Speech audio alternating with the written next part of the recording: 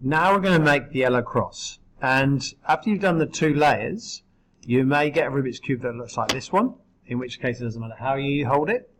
This one, which means that you want to hold this yellow middle 3 horizontal, or this one, which I call the yellow L. And if that's the case, you want to hold this in the top left. So this would be the way you'd actually hold them.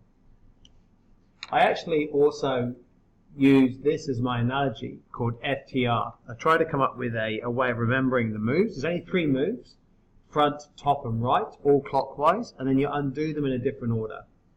My brother-in-law, when I taught him, he said he remembers this as funge transfer and transfer when he undoes them. So let me show you what I mean by that. So we're going to do this one first. FTR, front, top, right, and then undo them. I call this a 2-1-1, 2-2-1 by the way, 2-2-1, and then we undo them. Undo the top, undo the right, and undo the front. We then get a yellow cross. 1 done. Let's take this one.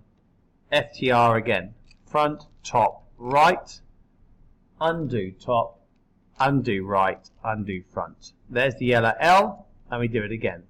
FTR, transfer, TRF. And there's our yellow cross. Don't worry about the extra ones. And the same thing here. FTR, undo. There's the straight line. FTR, and undo them again. There's the yellow L. One more time. FTR, transfer, and there's our yellow cross. Again, I'm not worried about the extras. All I'm focusing on is yellow cross.